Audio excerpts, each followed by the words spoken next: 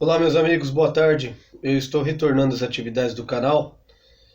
Eu perdi os vídeos do outro canal, mas estou retornando.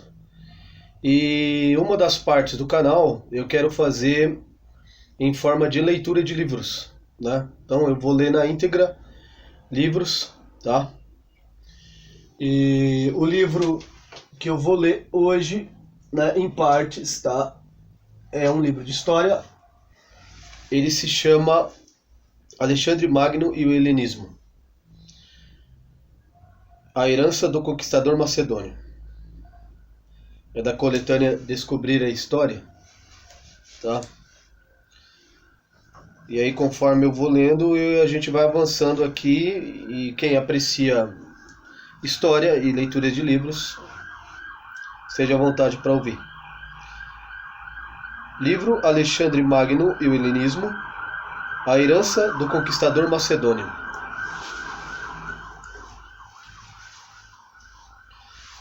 Christian Mir Serrano.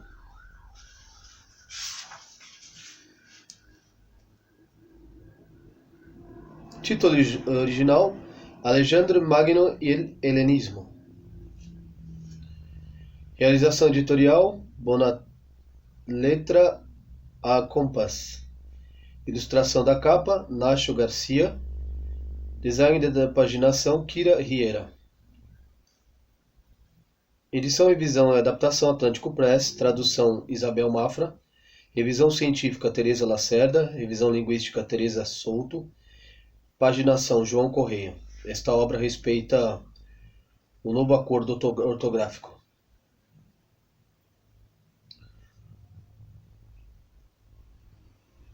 ICBN 978-989-888-335-35, depósito legal 43522-6/17. Impressão printer portuguesa. Índice, introdução. Página 6. Apogeu da Macedônia, 371 a 355 a.C., página 15. A Era Alexandre o Grande Conquistador, página 27. Reinos helenísticos, 323 a 30 a.C., página 73. Cultura helenística, página 101.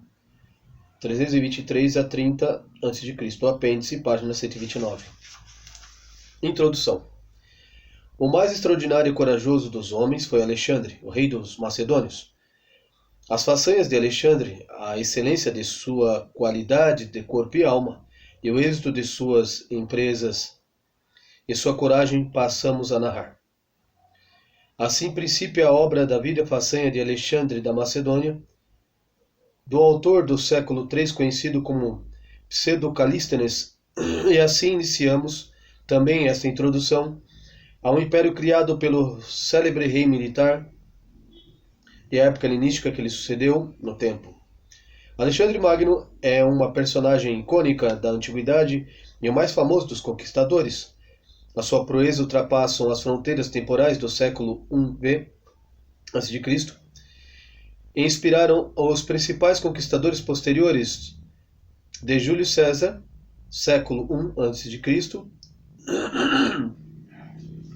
e Napoleão Bonaparte, nos séculos XV3 e X1X de nossa era. Poucas figuras históricas despertam tanto fascínio como ele. Um homem jovem que em menos de 10 anos levou o seu exército até os confins da Índia, depois de percorrer milhares de quilômetros no mundo conhecido e de derrotar poderosos persas. O novo império de Alexandre era o maior que o mundo jamais vira até então. Desde a Macedônia e Elade até ao próximo Oriente, a Ásia Central, ao Egito e à Índia, milhares de quilômetros e centenas de povos, línguas, culturas reuniram-se sob um ideal de universalidade que Alexandre recebeu do seu mestre, o filósofo Aristóteles. O papel de destaque que ocupa na história não se deve tanto à sua grandeza política, nem ao seu gênio militar, nem sequer à sua personalidade magnética, mas sobretudo à transformação radical do mundo mediterrâneo e de boa parte da Ásia, desencadeada pela sua aventura vitoriosa, que daria lugar a uma nova era, a época helenística. Porém, o Império de Alexandre o Grande não sobreviveu à morte prematura do seu criador, revelando a fragilidade de uma construção política e territorial demasiado grandiosa para manter intacta. Tendo morrido Alexandre sem herdeiros, houve uma série de lutas sucessórias entre os grandes generais, os chamados diádocos, sucessores. Antígono, Seleuco, Ptolomeu, Lisímaco e Cassandro repartiram entre si o vasto território. Após o período de lutas implacáveis, surgiu um conjunto de reinos em que os diáconos fundaram a dinastias poderosas como a Ptolomaica e a Seleucida, que fragmentariam o Império Alexandrino. Os estados resultantes desta repartição foram os denominados reinos helenísticos. Entre estes, 3 destacaram-se pela força e extensão. O Egito, dominado por Ptolomeu, que fundaria a dinastia Lágida ou Ptolomaica, a mais longeva de todas, Mesopotâmia e Síria, no coração do império, sob o domínio seleucida. A Macedônia de boa parte da Grécia, governada pela dinastia dos Antígonas. Em torno desses grandes territórios existiam pequenos reinos como Pérgamo, Ponto, Bitínia e Epiro, que constituiria o cenário de um jogo de alianças, conflitos armados, conspirações e assassínios. Essa situação manteve-se até o fim do século III, quando emergiu um novo poderoso ator, Roma, consolidada como potência graças à vitória sobre Cartago na Segunda Guerra Púnica 218 a 201 a.C. Assumiu o controle do leste do Mediterrâneo em direção à sua atenção para o Oriente. Começou por intervir nos conflitos entre os diversos monarcas helenísticos, cujo reino davam sinais de esgotamento após lutas infindáveis. Roma foi estendendo o seu domínio num jogo estratégico que combinou diplomacia e ação militar. Assim, a Macedônia passou para as mãos romanas em 168 a.C., a Federação das Cidades Gregas foi derrotada em 146 a.C. e Átalo III legou seu reino de Pérgamo a Roma em 133 a.C. No intervalo de um século, Roma apoderou-se do restante mundo helenístico. O reduto final foi o reino do Egito, onde a última soberana, Cleópatra II, se manteve independente até morrer antes de 30 a.C., data que assinala o fim da época helenística, um período de 300 anos em que Alexandre Magno a Cleópatra brilharam algumas das personagens mais notáveis da antiguidade, como Aristóteles, Dário III, Ptolomeu I, Antíoco, o Grande, Mitriates, Filipe V, Sila, Pompeu, César e Marco Antônio. Foi um período em que a cultura e a civilização gregas se estenderam a todo mundo conhecido. Os governantes eram o grego. A língua de comunicação entre os povos era koiné, um dialeto padrão do grego. E uma extensa rede de cidades fundadas com população grega difundia sua cultura e helenizava territórios tão heterogêneos como a Mesopotâmia e o Egito, criando assim uma fusão de cultura que correspondia ao sonho de universalidade de Alexandre. A influência do Oriente manifestou-se na concepção da organização do Estado, refletida no próprio rei, um monarca absoluto, ao que se prestava culto divino, sobretudo nos reinos orientais, onde essa tradição imperava. As novas cidades transformaram-se em importantes centros de difusão da cultura grega, mas também espaço de intercâmbio com as culturas de outros povos. Entre estas metrópoles cosmopolitas destacam-se as capitais dos reinos helenísticos: Alexandria, capital do Egito, Antioquia, na Síria, e Pérgamo, na Ásia Menor. As cidades embelezaram-se e tornaram-se verdadeiros altares à glória dos monarcas helenísticos.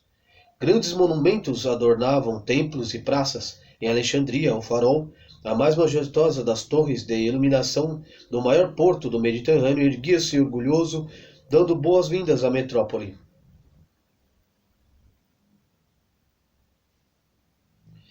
O mesmo sucedia com o Colosso de Rhodes e o altar de Zeus de Pérgamo. Os reis competiam entre si, não apenas no plano militar, para expandir os territórios de influência e à custa dos vizinhos, mas também para alcançar o prestígio como governantes magnânimos, generosos do seu povo, mecenas das artes e da cultura. A munificência dos monarcas deu origem a instituições como a da Grande Biblioteca e o Museu de Alexandria, que, com seu enorme patrimônio científico, literário, filosófico e seu jardim botânico, o seu parque zoológico e seu observatório astronômico, se transformaram no principal polo de conhecimento da antiguidade, que atraiu sábios de todo o mundo e acolheu no seu seio o saber de todas as épocas, culturas conhecidas. O ideal de universalidade, de comunhão, de cultura, a que Alexandre aspirava desde Aristóteles, lhe transmitira, iria materializar-se na cidade bizantina com o nome do conquistador. A Alexandria não foi a única capital a concentrar uma variedade impressionante de saberes. Também Antioquia e Atenas atraíram sábios estudiosos. A bibliografia de Pérgamo e seu vasto acervo reunia o patrimônio científico-cultural equiparável ao existente da biblioteca por excelência, a Alexandria. Tratou-se de um período em que o conhecimento foi valorizado e protegido, no qual viveram grandes gênios como o físico, engenheiro matemático Arquimedes, o geômetra Euclides, ou o astrônomo geógrafo Eratóstenes, que daria contributos históricos fundamentais para a respectiva disciplina, a ponto de marcar decisivamente os 2 milênios seguintes do saber humano.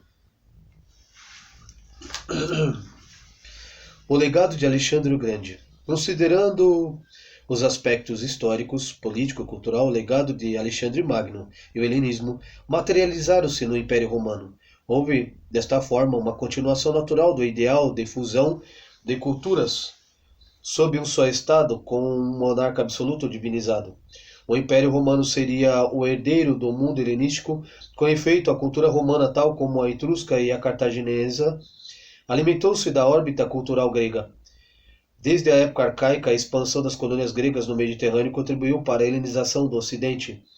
Todo o sul da Península Itálica, conhecido como Magna Grécia e Sicília, o norte da África e as costas do Mar Negro converteram-se em territórios de língua e cultura grega que influenciaram seus vizinhos. Posteriormente, o Império Romano limitou-se a impor a sua administração aos territórios dos antigos reinos helenísticos do Oriente.